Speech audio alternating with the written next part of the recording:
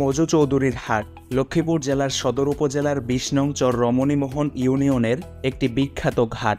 নামে হাট হলেও স্থানটি মূলত একটি লঞ্চ ঘাট ও একটি ফেরি ঘাট। রহমতখালী নদী যেখানে গিয়ে মেঘনায় মিশেছে সেই মিলনস্থলের উপরেই রয়েছে সুইচ গেট। একই সাথে ঘাট অঞ্চলের অনতি দূরেই রয়েছে উপমহাদেশে ইসলাম প্রচারে গুরুত্বপূর্ণ অবদান রাখা সাইফিয়া দরবার শরীফ। তবে মজু চৌধুরীর হাটের ফেরিঘাট ও লঞ্চ ঘাট উক্ত অঞ্চলে যথেষ্ট অর্থনৈতিক ও ব্যবসায়িক গুরুত্ব বহন করে। আমাদের লক্ষ্মীপুর ভ্রমণ ব্লগের আজকের ভিডিওতে থাকছে এর সব কিছুই। বিস্তারিত জানতে আশা করছি থাকবেন ভিডিও শেষ পর্যন্ত।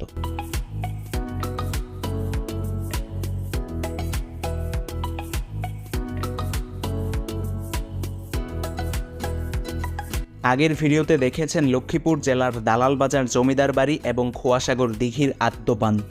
উক্ত স্থান দুটিতে ঘোরাঘুরি শেষ করে আমরা 10 টাকা সিএনজি ভাড়া দিয়ে লক্ষ্মীপুর বাস স্ট্যান্ডে চলে আসি। এখান থেকেই মূলত মজু চৌধুরীর হাটের সিএনজি পাওয়া যায়।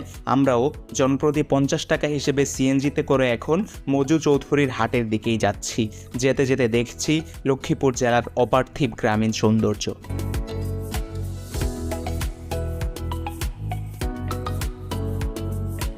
মজু চৌধুরীর হাট বা ঘাট যাই বলুন, লক্ষ্মীপুর সদর থেকে সেখানে যাওয়ার রাস্তাটা সত্যিই অসাধারণ।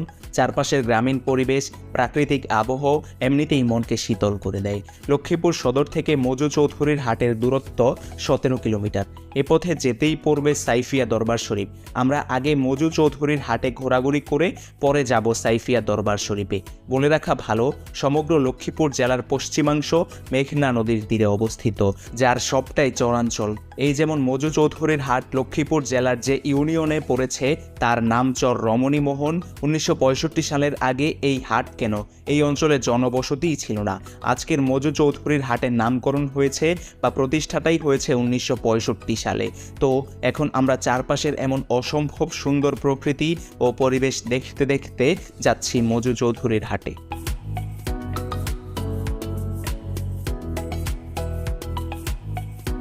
আমরা মজু চৌধুরীর হাটে পৌঁছে গিয়েছি। এপাশটা হচ্ছে ঘাটের লঞ্চ ঘাট অঞ্চল। আস্তে আস্তে ঘাট অঞ্চল পুরোটাই আপনাদের ঘুরে ফিরে দেখাবো।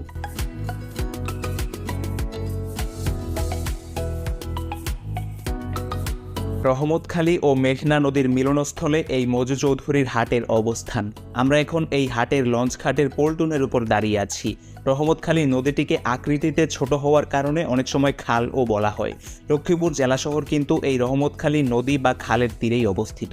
রহমতখালী নদীটি ফেনী থেকে উৎপত্তি লাভ করে এরপর নোয়াখালী হয়ে লক্ষ্মীপুর জেলায় প্রবেশ করে মেঘনায় এসে মিশেছে। এই হচ্ছে কর্মব্যস্ত ঘাট এলাকার চিত্র। মজু চৌধুরীর হাটের সাথে চাঁদপুর হয়ে ঢাকা এবং ইলিশা, ভোলা ও বরিশাল নৌরুটের সরাসরি সংযোগ রয়েছে। এছাড়াও মুন্সিগঞ্জ, নারায়ণগঞ্জ রুটেও এখান থেকে লঞ্চ চলাচল করে। হ্যালো ভিউয়ার্স, লক্ষ্মীপুর জেলার নতুন একটা স্পটে আপনাদের সবাইকে স্বাগত জানাচ্ছি। তো আজকে এখন আছি, আমার পেছনে দেখতে পাচ্ছেন, আপনারা মোটামুটি অনুমান করতে পারছেন লক্ষ্মীপুর জেলার নদীতে বা নৌপথ যোগাযোগের সবচেয়ে গুরুত্বপূর্ণ হাব হিসেবে যেই ঘাটটি পরিচিত, আজকে সেখানেই আছি। হ্যাঁ, আপনারা হয়তো বুঝতে পারছেন আমি মজু চৌধুরী হাটের কথা বলছি। এখানে লঞ্চ ঘাট যেমন আছে, এর পাশাপাশি হচ্ছে একটি ফেরিঘাটও আছে। তো এই দুটোই আজকের এই ভিডিওতে আমি দেখাবো যেমন আপনাদেরকে, এবং এর আশপাশের সিনারিও, নদীর সৌন্দর্য সবকিছুই। লক্ষ্মীপুর জেলাতে এখন আসি। তো এই মজুদুরি হাট এরিয়াটা ঘুরে ফিরে আজকের এই ভিডিওতে মূলত আমি আমাদের এই ব্লগ দ্য ওয়ান্ডারার চ্যানেলের এই ভিডিওতে উপস্থাপন করব। তো আশা করছি যে বরাবর মতো শেষ পর্যন্ত আমাদের সঙ্গেই থাকবে। মেঘনার শাখা নদীর নাপ্যতা সংকটের কারণে এই রুটে খুব একটা বড় যাত্রীবাহী নৌযান চলাচল করে না। তবে দিন দিন এই মেঘনার শাখা নদীর নাপ্যতা পরিস্থিতির উন্নতি ঘটছে। ঘাটে এই মুহূর্তে মজু চৌধুরীর হাট থেকে ভোলার ইলিশা রুটের একটি মাঝারি সাইজের লঞ্চ আছে। মজু চৌধুরীর হাটের লঞ্চ ঘাটে ঘোরাঘুরি করে আমরা চলে এসেছি রহমতখালী ও মেঘনা নদীর মিলনস্থলের সুইচ গেটের উপর। মজু চৌধুরীর হাটের লঞ্চ ঘাটে প্রবেশের পথে বাদিকে রাস্তা ধরে তাকালেই এই সুইচ গেটটি দেখতে পাওয়া যায়। সুইচ গেটের উপর দাঁড়ালে মেঘনা নদীর খুব সুন্দর ভিউ দেখা যায়। তো এই সুইচ গেট দেখা শেষ করে আমরা এবার মজু চৌধুরীর হাটের ফেরিঘাট যাব।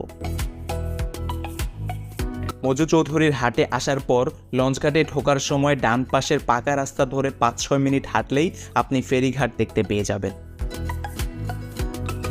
মজু চৌধুরীর হাটের এই ফেরিঘাটের সাথে সরাসরি সংযুক্ত রয়েছে ভোলা ও লক্ষ্মীপুর জেলা। নদীর ওপারে রয়েছে ভোলা জেলার ইলিশা ফেরিঘাট। আর এই নদীর দূরত্বটি হচ্ছে প্রায় 39 কিলোমিটার। ফেরিতে করে পাড়ি দিতে প্রায় 4 ঘন্টারও বেশি সময় লাগে। আর লক্ষ্মীপুর থেকে ভোলার এসব পণ্য নোয়াখালী, কুমিল্লা সহ এ সকল অঞ্চলে ছড়িয়ে পড়ে। সো গাইস, এখন হচ্ছে আমরা আছি হচ্ছে এই মজু চৌধুরীর হাট। এই হাটের একেবারে পাশাপাশি দুইটা ঘাট, একটা হচ্ছে লঞ্চ ঘাট আর একটা হচ্ছে ফেরিঘাট। মূলত ফেরিঘাটে এখন আমি আছি এবং এই হচ্ছে ফেরিঘাটের সংযোগ সড়ক। পানি পাড়ি আসতে হলো আমাদের। মূলত এই হচ্ছে ফেরিঘাটটা। আর ফেরিঘাট থেকে এই হচ্ছে মেঘনা নদী। এখন কোনো ফেরি ঘাটের মধ্যে অবশিষ্ট নেই, সব হয়তো ওই পার চলে গেছে। এপারের সাথে ওই পারে হয়তো বা ভোলার সাথে যোগাযোগ রক্ষা করা হয়, আসলে আমি শিওর বলতে পারতেছি না। আর এখানে কাউকে দেখছিও না যে জিজ্ঞেস করবো, একেবারে এই দুপুরবেলা আসছি তো। আর একটু এই পাশটা যদি দেখাই, তাহলে এই পাশে হচ্ছে আপনার ওই লঞ্চঘাট, মধু চৌধুরীর লঞ্চঘাট থেকে ফেরিঘাট একেবারে অন্যত দূরে, সামান্য দূরে। আর ওই দূরে দেখতে পাচ্ছেন হচ্ছে আপনারা ওটাকে কী বলে, সুইচ গেট, যেটা উপরেও আমরা গিয়েছিলাম। তো এই হচ্ছে চারপাশের পরিবেশ এবং মোটামুটি ভিউটা এরকমই। মধু চৌধুরীর হাটেই এখন আমি আসি। তো দেখতে পাচ্ছেন ওই যে পিছনে হচ্ছে কী বলে, সুইচ গেট, আর এই পাশে হচ্ছে লঞ্চঘাট আছে। লঞ্চঘাটটা ঠিকঠাক দেখা যাচ্ছে না, লঞ্চ ভিড়েছে মাত্র এই কারণে। আর আমি এখন মধু চৌধুরীর হাটের কী বলে ফেরিঘাটের উপর দাঁড়ায় আছি। এই হচ্ছে মোটামুটি সব কিছু। আর এই হচ্ছে নদী, আর এই হচ্ছে আজকের মোটামুটি সব ভিউজ ওভারভিউ। আমরা এই মধু চৌধুরীর হাটে ফেরিঘাট এবং লঞ্চঘাট এর পাশাপাশি এই এলাকার স্বরূপ সব কিছুই আমরা এই ভিডিওতে মূলত আপনাদেরকে দেখানোর চেষ্টা করছি। সো গাইস, এই হচ্ছে মধু চৌধুরীর হাটের লঞ্চঘাট। আমি এখন ফেরিঘাটে দাঁড়িয়ে আছি। ফেরিঘাট থেকে লঞ্চঘাটটা আপনাদের দেখানোর চেষ্টা করছি। সবেমাত্র একটি লঞ্চ এখানে আসছে। এই মধু চৌধুরীর হাটের সাথে ঢাকার সাথে যেরকম যোগাযোগ সম্ভব হয়, আমাদের চাঁদপুর হয়ে ঢাকার সাথে মূলত যোগাযোগটা সম্ভব হয়। এবং এরপর হচ্ছে এই মধু চৌধুরীর হাটের এই বিস্তৃত মেঘনা নদী, মেঘনা নদীর এটা একটা শাখা নদী। শাখা নদী গিয়ে মূল নদীতে পড়েছে এবং মূল নদীতে গেলে সেইখানে হচ্ছে যে মূল নদী পাড়ি দিলে ভোলা জেলা কিংবা বরিশাল জেলা, যার সাথে মূলত এই মধু চৌধুরীর হাট থেকে লঞ্চের মাধ্যমে যোগাযোগটা রক্ষা করা হয়। এবং হাটের চারপাশের পরিবেশ সব কিছু এই ভিডিওতে আমরা উপস্থাপন করছি। হাটের গুরুত্ব, এর ব্যবসায়িক এবং যানবাহন পারাপার কিংবা মানুষ পারাপার সব কিছু এখানে আমরা দেখানোর চেষ্টা করছি। মূলত মধু চৌধুরীর হাট থেকে যেমন লঞ্চ ছাড়ে লঞ্চঘাট থেকে, ঠিক তেমনি ফেরিঘাট থেকে ফেরির মাধ্যমে ওই পারের সাথে পণ্য এবং অন্যান্য জিনিসপত্র যেমন আনা নেওয়া করা হয় এবং এর অর্থনৈতিক গুরুত্ব এই অঞ্চলে ব্যাপক। তো এখন আমরা ফেরিঘাট থেকে নেমে যাচ্ছি।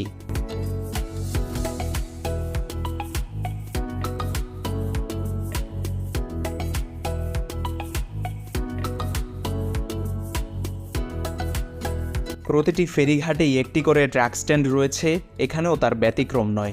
আমরা মধু চৌধুরীর হাটে ট্রাক স্ট্যান্ডের মধ্য দিয়ে এখন হাঁটছি।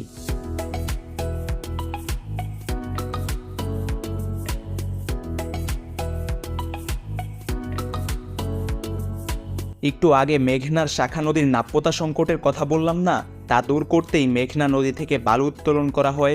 এই অঞ্চলে নদীর তলদেশের বালুকেন্দ্রিক ব্যবসা বাণিজ্যের ব্যাপক প্রসার সাম্প্রতিককালে লক্ষণীয়।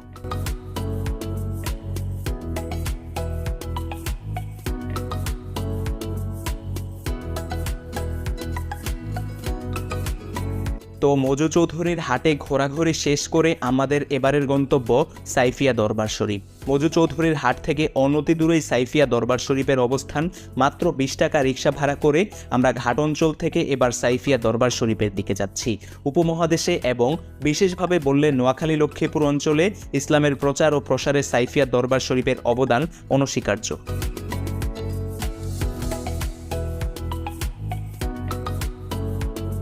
1992 সালে লক্ষ্মীপুর জেলারই এক পীর এই সাইফিয়া দরবার শরীফ প্রতিষ্ঠা করেন। এরপর থেকে প্রতি বছর এখানে বাৎসরিক ওরস আয়োজিত হয়। এই সুফি দরবার শরীফের পাশেই একটি মাদ্রাসাও প্রতিষ্ঠা করেছেন। সাইফিয়া দরবার শরীফের ওরস নিয়ে সমালোচনাও কিন্তু সচেতন মহলে কম হয় না। বাৎসরিক ওরসের সময় দেশের বিভিন্ন প্রান্ত হতে এখানে হাজার হাজার মানুষের জনসমাগম ঘটে। একেবারে লোকে লোকারণ্য অবস্থা যাকে বলে। তবে এখানকার মাদ্রাসা শিক্ষার কার্যক্রম নিয়ে কিন্তু খুব একটা সমালোচনা হয় না।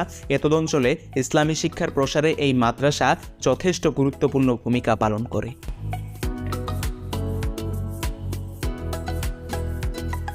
সাইফিয়া দরবার শরীফের প্রধান ভবনের পেছনেই রয়েছে বিশালাকৃতির এই কৃত্রিম পুকুর। এখানকার মসজিদের মুসল্লিরা নামাজের ওযু এই পুকুরেই করে থাকেন।